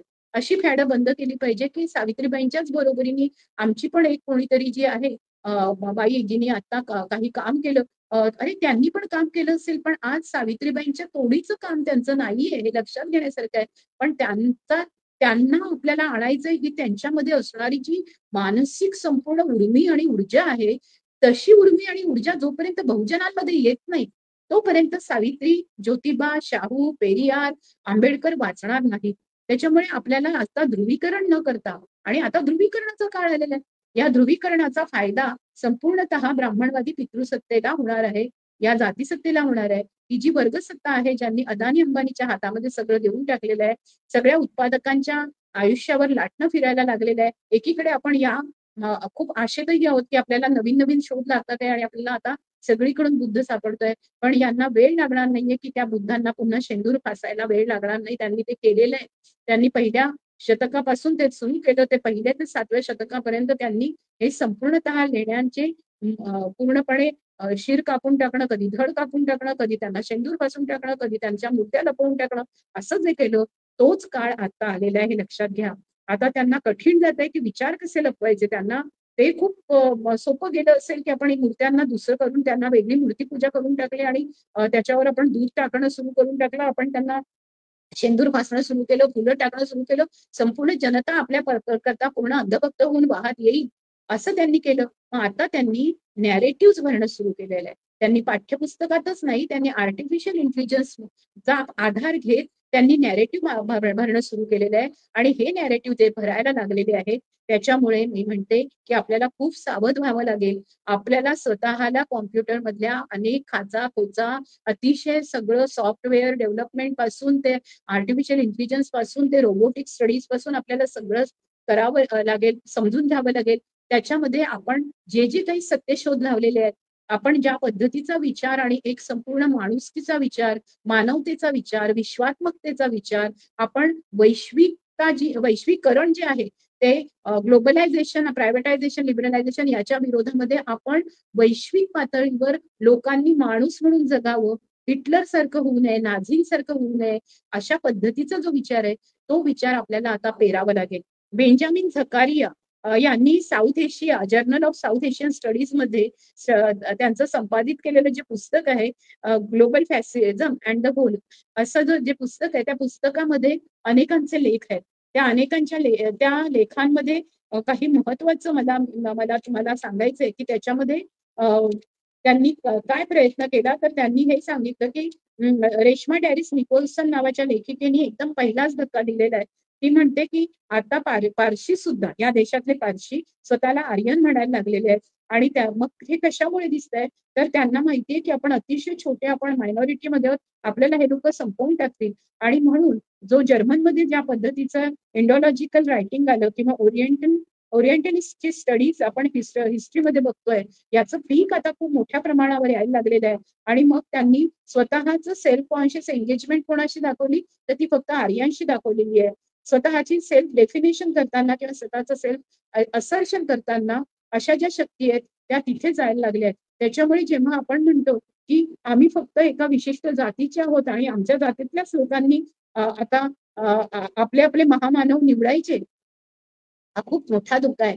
जर समजा आपण एका विशिष्ट जातीपुरते महामानव करत असू तर त्या महामानवांचा तर तो पराभव आहेच, पण आपण हिटलर शाहीला प्रोत्साहन देणारे लोक आहोत हे लक्षात घेण्यासारखं आहे. त्याच्यामुळे आपला सेल्फ कॉन्शियस आणि आपला सबकॉन्शियस म्हणजे जाणीव आणि नेणीव, तर जर आपल्या नेणीवेमध्ये आपली जी पूर्ण विचारधारा आहे तथागत गौतम बुद्धापासून, कबीरापासून, संत रविदासापासून, तुकारामापासून, नाम्यापासून, म्हणजे संत नामदेव, जनाईपासून, गुरु नानकापासून, अशी जी पूर्ण चक्रधरापासून, महदमच्या ओव्यापासून, महादाईचापासून, म्हाळसाईचापासून आपण बघतोय मिरेपासून, ह्या ज्या सगळ्या चोखामेळापासून, कानोपात्रापासून, सोयराबाई पासून ह्या ज्या सगळ्या परंपरा आहेत आणि जे जनाबाई त्या याच्यामध्ये खास येते कारण जनाबाई या संपूर्ण परंपरेचं वेगळं वर्णन करते. अशी जी सगळी परंपरा आहे त्या संत परंपरेपासून आपण 19व्या शतकात आल्याबरोबर आपल्याला ज्ञानाचं एनलायटन युग सुरू होतं आणि एनलायटन युग नंतर आपण आंबेडकरांच्या युगाला रेनिसान्स युग म्हणतो. ते आपण रेनिसान्स म्हणजे पूर्ण ट्रान्सफॉर्मेशन होऊन आपण स्वतःला परिवर्तित करून आपण एका विशिष्ट पद्धतीने धम्माला वेगळ्या अर्थाने नवयानाने पाहायला लागलेलो आहोत. इतक्या मोठ्या प्रवासाच्या ह्याच्यामध्ये आपण इतका मोठा प्रवास केलेला आहे. हा प्रवास जर बघितला तर फुलेंनी आपल्याला गुलामगिरी सांगत असताना, आपल्याला सत्यशोधक सांगत असताना, सार्वजनिक सत्यधर्म सांगितल्यानंतर स्त्री आणि पुरुष या दोघांनाही संबोधित करत त्यांनी संपूर्णतः सगळ्या मानवजातीला संबोधित करत त्यांनी विश्वात्मकतेची कल्पना आणि 1948 मध्ये युनोनी मानवाधिकार नावाची संकल्पना, पण 1848 मध्ये फुले मानवाधिकार बोलतात. ते थॉमस पेन आणि जॉन स्टुअर्ट मिल वाचतात. अशा पद्धतीने ते पूर्णपणे त्यावेळेला ते म्हणतात की जिथे जे काळे लोक आहेत त्या काळ्या लोकांच्या लढ्याला जे नेटिव्ह लोक मदत करतात त्या सर्वांच्या लढ्याला आम्ही पाठिंबा देतोय. म्हणजे इतकी वेगळी विश्वात्मकता पेरणारे जे आपले महानायक आहेत, ज्या महानायिका आहेत, सावित्रीबाईंनी असं नाही म्हटलं की मी फक्त हिलाच शिकवेन, आम्हाला तर ब्राह्मण बायकांनी शिकवलंच नाही, आम्हाला ब्राह्मण पुरुषांनी शिकवलं नाही, मग आम्ही ब्राह्मण बायकांना कशाला शिकवू. सावित्रीबाईंनी असं नाही म्हटलं की अरे ती ब्राह्मण बाई जी आहे ती विधवा आहे आणि मग तिला मूल राहिलं, मग आता मी तिच्या लैंगिकतेवर, आता मी तिच्या चारित्र्यावर याच्यावर संशय घेईन.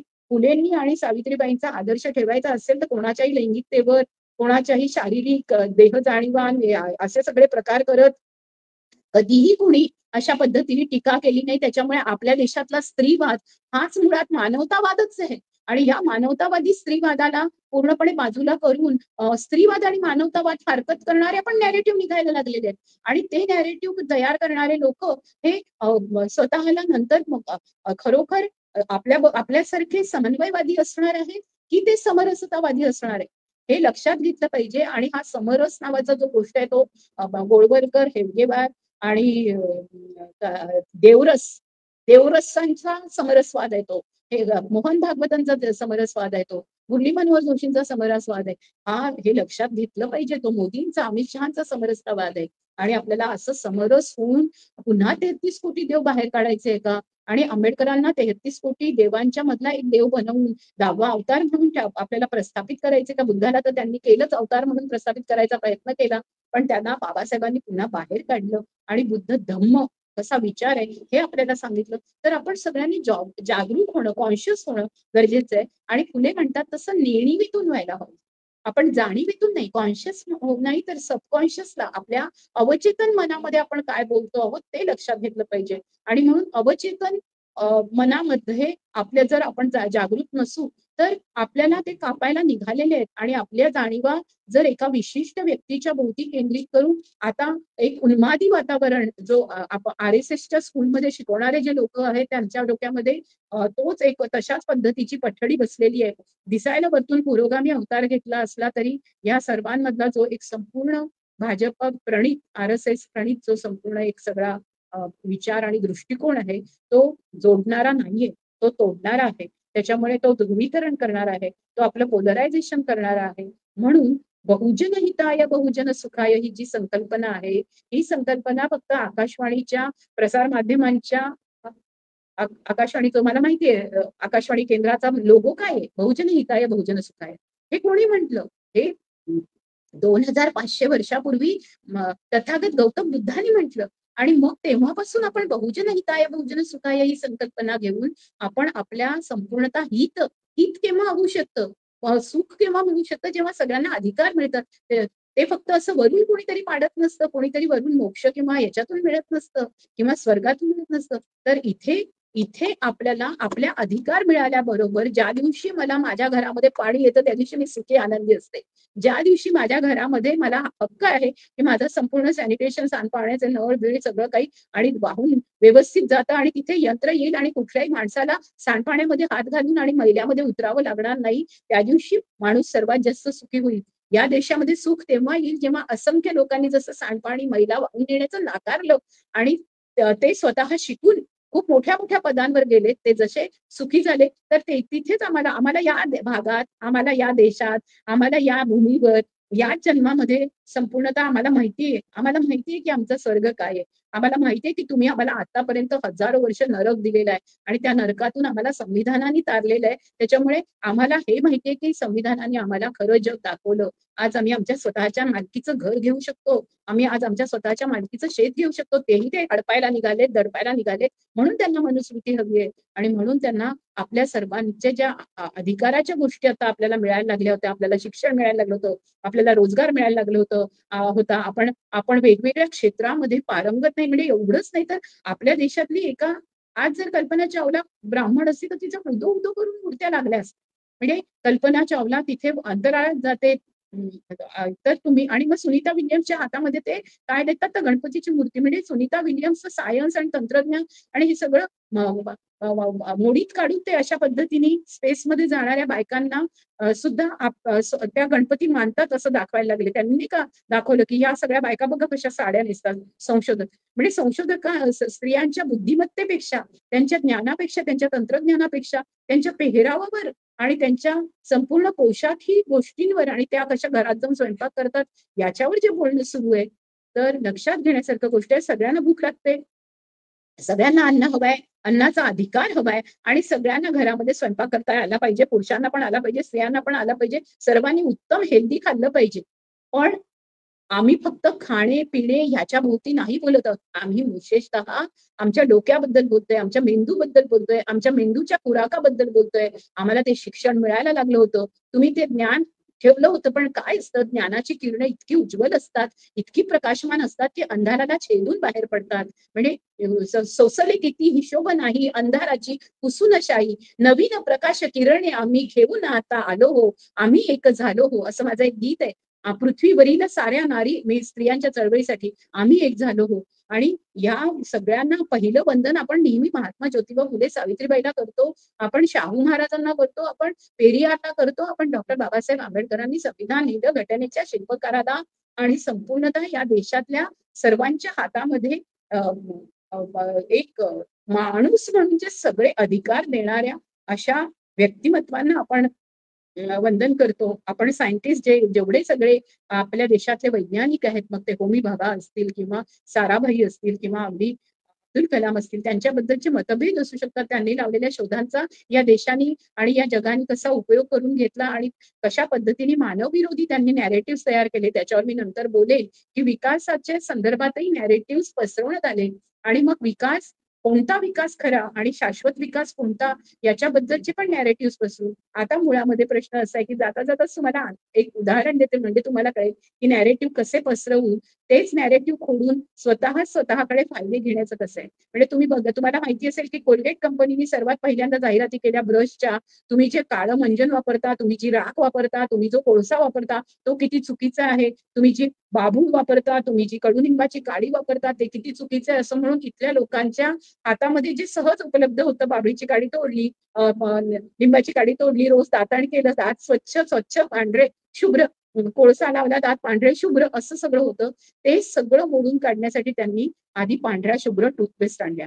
आता तुम्हाला माहिती असेल की कोलगेटची टूथपेस्ट आली आहे चारकोलची. मग आता तिथे कोळशाची टूथपेस्ट त्यांनी आणली. आता त्यांनी नीमची टूथपेस्ट आणली. आता हे जे त्यांनी ज्येष्ठ मधाची टूथपेस्ट आणली. अशा पद्धतीने त्यांनी आपण जे जे काही वापरत होतो तेच त्यांनी पेस्टमध्ये आणून भरपूर मोठा व्यापार करत आपल्याला विकलं. आपला शून्य पैशांना बटाटा घ्यायचा आणि 10 रुपयाला वेफर्स विकायचे. अशा पद्धतीने ते वेफर्स किती चांगले असं नॅरेटिव्ह आणलं. म्हणजे आपल्या आईनी बनवलेल्या, घरात आजीनी बनवलेल्या गोष्टी नाही, तर तिथे त्या चकचकीत प्लास्टिकच्या पुड्यात असलेले 10 रुपयाचे फक्त चव त्याला दिलेली असेल, तर ती चव सुद्धा आपली आई आणूच शकते. ते सगळं आई आजीच्या बटव्यातलं पळवून हा अंकल चिप्स आला. हे जे नवीन नॅरेटिव्ह, मार्केट नॅरेटिव्ह तयार केले, त्याच्यावर मी पुढे बोलेन. पण आता सध्या आपण मी जे सांगितलं, या मार्केट नॅरेटिव्हनीच आता नवीन नॅरेटिव्हचं मार्केट तयार केलं आणि ते संपूर्ण हिंदुत्वाचं आणि धर्मांधतेचं नॅरेटिव्ह आहे. आणि म्हणून मग तुमच्या लक्षात असं येईल, की मी जे तुम्हाला सांगत होते, तो जर तुम्हाला वाचता आला तर तो निबंध वाचा. पण त्याच्यामध्ये त्यांनी हे संपूर्णतः सांगितलेलं आहे, की ज्या पद्धतीने आज अनेक लोक वेगवेगळे नॅरेटिव्ह घेऊन स्वतः इथे जर राहायचं असेल, तर या देशामध्ये राहण्यासाठी आपण कसे उत्तम हिंदू आहोत असं म्हणून जी अहमता लावलेली आहे, किंवा आम्ही पण आता हे मानतो असं म्हणण्याचे कारण त्यांना आता जगण्याचा आणि त्यांच्या अस्तित्वाचा प्रश्न झालेला आहे. खरं तर या देशामध्ये अस्तित्वाच्या बरोबर अस्मितेचा प्रश्न घेऊन आपण अस्तित्व अस्मितेची लढाई करत आपण आता शाश्वत विकासाच्या संदर्भामध्ये पूर्ण जगाच्या पातळीवर पर्यावरण आणि विकासाच्या संदर्भामध्ये आपण म्हणत होतो की विकासाचा निर्देशांक काय आहे. तुम्ही तुमचा हंगर म्हणजे भुकेचा निर्देशांक काय आहे. तुमचा मानवी मानवी ह्याच्याबद्दलचा तुमचा जीडीपीच्या संदर्भातले तुमचे निर्देशांक काय आहे. आणि जर आपण आपला देश 138, 135, 131 किंवा मुलगा मुलगी रेशो मध्ये तुमचा इंडेक्स काय आहे. तुम्ही मुलींना मारून टाकताय गर्भामध्ये आणि हळूहळू स्त्रियांची संख्या कमी होत चालली आहे. याचा इंडेक्स भारतामध्ये किती गंभीर स्थिती आहे. किंवा आपल्याकडे ज्या पद्धतीने नरसंहार चाललेल्या, ज्या पद्धतीने शेतकऱ्यांच्या आत्महत्या असतील, ज्या पद्धतीने सैनिक पळून गेले तरी त्याच्याबद्दल आपल्याला सांगितलं जात नाही. ज्या पद्धतीने आज तरुण मुलं आत्महत्या करतात, ते कार्यकर्ते आत्महत्या करतात आहे. आपल्याला फक्त माहितीच आहे की साने गुरुजींनी केली आत्महत्या, पण तुम्हाला माहिती नाही की चळवळीतले अनेक कार्यकर्ते आत्महत्या करतात आहे. त्याच्याबद्दल बोललं जात नाही, त्याच्याबद्दल सगळं लपवलं जात आहे. ही जी सगळी डिप्रेशनची स्थिती आली आहे, ही डिप्रेशनची स्थिती आज ज्या पद्धतीचे नॅरेटिव्ह झालेले आहेत, ज्या पद्धतीने संपूर्णतः आज डोक्यामध्ये ते सगळं भरून टाकलेलं आहे आपल्या, याच्याबद्दल आपल्याला पूर्णतः आज खूप कटाक्षाने लक्ष द्यावं लागेल, फार सावध राहावं लागेल. आणि आपण निराश होण्याची गरज नाहीये, कारण आपल्याला आपले नॅरेटिव्ह मजबूत करण्यासाठीचे सगळे पुरावे, सत्यशोधक पुरावे, फॅक्ट फाइंडिंगचे पुरावे आपल्या जवळ आहे. मग ते बीडमध्ये ज्या पद्धतीने मारून टाकण्यात आलं, ज्या पद्धतीने परभणीमध्ये हे करण्यात आलं, कुठे कुठे सेप्टिक टँक मध्ये त्यांना टाकून देण्यात आलं. आज त्यांना जी.एन. साईबाबांना सुद्धा सोडावं लागलं. आज त्यांना संजीव भटना सोडावं लागलं. त्यांना सुधा भारद्वाजांना सोडावं लागलं. आणि त्यांच्याबद्दलचा एकही गुन्हा सिद्ध झालेला नाही, तर ते असे नॅरेटिव्ह करतात. त्यांनी बिल्किस बानोच्या गुन्हेगारांना बाहेर आणलं आणि त्यांचं स्वागत केलं आणि त्यांच्या गळ्यात माळाबिळा घातल्या. ते आता असंच करणार आहे. पण लक्षात घ्या की आपण शिकलो आहोत, आपण सुशिक्षित खरंच आहोत का हे दाखवण्याची वेळ आली आहे. आपण खरोखर जिज्ञासू आहोत का, आपलं डोकं ठिकाणावर आहे की नाही. आपण ध्रुवीकरण करणार आहोत का की माझ्या जातीचाच माझा महानायक, माझ्या जातीचीच माझी महानायिका, माझ्या जातीचंच माझं हे हे हे असं केलं तर हे पूर्णतः हिंदुत्व वाद्यांना, धर्मांधतावाद्यांना, समरसतावाद्यांच्या ना शरण जाण्याचे हे सगळे डाव आहेत आणि त्या डावाला फसू नका. त्या डावामध्ये मोहित होऊन पूर्णतः स्वतःला गुंडाळून टाकू नका. आपलं अस्तित्व नामशेष करू नका. हे मी आव्हान करते. आज बहुजन संघटकनी मला बोलण्याची संधी दिली. मी आज तुमच्याशी बोलायला घेतलं त्याच्यानंतर इतका मला वेळ होईल असं मला वाटलं नव्हतं. पण तरी 9:15 वाजता काहीतरी सुरुवात झाली आणि मी आता 10 वाजता हे बंद करते. तर जवळपास सव्वा तास, दीड तास मला वाटलं होतं मी अर्ध्या तासात बोलेन. कारण मला तसं नेटवर्क नाहीये तर कदाचित हे होईल. तर आज जे डोकं भडकवण्यात येतंय त्याचं सर्वात शेवटचं उदाहरण मी तुम्हाला सांगत 1 मिनिटामध्ये सांगते आणि ते असं आहे, की आपल्याला माहिती आहे, की इंदिरा गांधींबद्दल पण एक प्रचार केला जातोय. त्यांच्या घराबद्दल प्रचार केला जातो. तर मी एक मजेमध्ये पोस्ट टाकली, की राजीव गांधीचा मुलगा राहुल गांधी आणि इंदिरा गांधीचा मुलगा राजीव गांधी आणि राहुल गांधी हे मुस्लिम. तर पण बीजेपी मध्ये असणारा संजय गांधीची बायको मनेका गांधी आणि वरुण गांधी मात्र हिंदू. असे तर लोक किती मूर्ख आहेत की लोक हे लोक मुस्लिम आहेत असं म्हणून जे प्रचार करतात ते त्याला बळी कसे पडतात. तर त्यांना हा प्रश्न का नाही पडत की अरे खरंच आहे की आपण संजय गांधी पण फिरोज गांधीचाच मुलगा आहे आणि त्याला तो पारशाचा मुलगा आहे त्याला आपण मुस्लिम म्हणतोय. तो पारशाचा मुलगा राजीव गांधी आहे त्याला मुस्लिम आणि संजय गांधी जो आहे त्याला मात्र आपण हिंदू म्हणतोय. आपण काय चालवलंय? आपण इतके वाहवले आहोत का? आपण इतकं प्यायलेला नशेत आहोत का? म्हणजे न पिता सुद्धा आपण इतक्या मरकटासारखे चाळे करतोय का? आपल्याला साधी बुद्धी आपण सगळी बुद्धी गहाण ठेवली आहे का? आणि जेव्हा आपण हे असे प्रश्न विचारतो तेव्हा अनेक आचरट लोक अगदी पुरोगामी म्हणणारे सुद्धा लोक एकदम आपल्याला प्रश्न विचारतात तर घाबरू नका. ते आपल्याला विचारतात की तू काही स्वतःला विद्वान समजतायस का? तू स्वतःला काय तुम्हाला इतकी अक्कल आली आहे का? लक्षात घ्या असे जे करतात जेव्हा त्यांच्याजवळ उत्तरं नसतात तेव्हा हे लोक अशा पद्धतीचे प्रश्न विचारतात. अशा पद्धतीच्या शिव्या घालतात. त्याच्यामुळे आपली कामं सुरू ठेवली पाहिजे. म्हणून खरं तर सगळ्या तरुण पिढीमधल्या राहुल सारख्या लोकांचं असेल, दिशा वाडेकरचं असेल, समीक्षा गणेशेचं असेल किंवा स्मिता कांबळेचं असेल, स्वाती कांबळेचं असेल किंवा अगदी या सगळ्या मनसेनी असेल किंवा शिल्पा कांबळे असेल या सर्वांचं मी खूप कौतुक करते आणि आज वंदना महाजन, संध्या नरे पवार, नजूबाई गावितांच्या गावित अजूनही टिकून तिथे सत्यशोधकाचं काम करतात आहे, प्रतिमा परदेशी करतात आहेत. या सगळ्या ज्या त्या शक्तींना शरण न जाता जे लोक काम करतात आहे त्या सर्वांचा जरा आपण पूर्ण विचार केला पाहिजे. कधी कधी भरकटायला होतं काही लोकांना, याच्यातल्याही काही लोकांना भरकटायला होऊ शकतं. पण लक्षात घ्या की आपल्या आपल्या ठिकाणी एक संपूर्णतः स्वतःची तत्व मांडत आपल्याला आपली सगळी भूमिका जी आहे ती भूमिका तपासून बघत सत्यशोध स्वतः घेत घेत आपल्यालाही स्वतःला तावून सुलाखून काढत काढत आपलं डोकं आपल्या म्हणजे आह साळुंखेंचं वाक्य आहे की माझ्या धडावर माझं डोकं आणि माझा मेंदू अजून शाबूत आहे. तर मित्रांनो, साथींनो, आपला मेंदू शाबूत ठेवण्याची वेळ आलेली आहे आणि म्हणून कुठल्याही नॅरेटिव्हना, खोट्या नॅरेटिव्हला बळी न पडता सत्यशोध घेऊन आपण करूया. संग्राम पाटील वारंवार तिथून सांगतात आहेत किंवा मी अनेकांच्या आता सायन्स चॅनलबद्दल मी तुम्हाला सांगितलं, जेव्हा आपण ते ऐकतो तेव्हा आपण थक्क होऊन जातो की केवढी माहिती आपल्याला तिथून मिळू शकते. तर खूप नवं शोधा, नवी चिकित्सा करा, नवं वाचा. वेगवेगळ्या ठिकाणी अशा पद्धतीने ज्या धर्मांध ताकदी उभ्या राहतात आहे, गाझामध्ये जे चाललेलं आहे, तर पॅलेस्टाईनच्या समर्थनार्थ आपण जेव्हा उभं राहतो तेव्हा इस्रायली लोक पुन्हा हिटलरच्या वाटेवर चालले हे खूप दारुण दुःखदायक आहे. आणि इस्रायलमधल्या ज्या ज्यूंनी अशा पद्धतीने शिरकाण केलंय त्याचा निषेध करत सर्वात शेवटी पॅलेस्टाईनमध्ये गाझामधल्या सगळ्या लोकांना पाठिंबा देत आणि आपल्या देशामधली हिंदू, मुस्लिम, ख्रिश्चन, बौद्ध, शीख, इसाई, बहाई, ज्यू असे कुठले सर्व धर्माचे लोक, सर्व पंथांचे, सर्व भाषांचे, सर्व जेंडरचे, सगळ्या सगळ्या विविधता, सर्व रंगांचे, सर्व लिंगभावाचे, सर्व भाषांचे, सर्व प्रांतांचे, सर्व प्रदेशाचे अशा विविधतेने नटलेला माझा जो देश आहे त्या सर्व त्या देशामधल्या सगळ्या हे ऐक्य आपलं एकत्र राहील याच्याकरता आपण सर्व मिळून खूप वेगळ्या पद्धतीने प्रयत्न करूया. मला माहिती आहे की आता एकजूट आणि एकमूठ बांधणं खूप कठीण आहे कारण त्यांनी पण अखंडतेचा ध्यास घेतलाय आणि आपण विविधतेचा ध्यास घेतलाय. विविध रंग जेव्हा आपण एकत्र आणतो तेव्हा सप्तरंगापेक्षाही विविध रंगी अशा प्रकारचं इंद्रधनुष्य आपल्या जवळ असतं. तर ते पेलण्याची ताकद त्यांचे जे फालतूचे धनुष्य आहेत त्याच्या पुढे आपली ताकद दिसणं गरजेचं आहे आणि ती ताकद आपण दाखवूया. जिंदाबाद. जय भीम, जय ज्योती, जय सावित्री, जय फातिमा, जय तारा, जय शाहू, उलगुलान हुल जौहार, जय संविधान, आणि सबरंगी सलाम, सबरंगी विविध रंगी सलाम.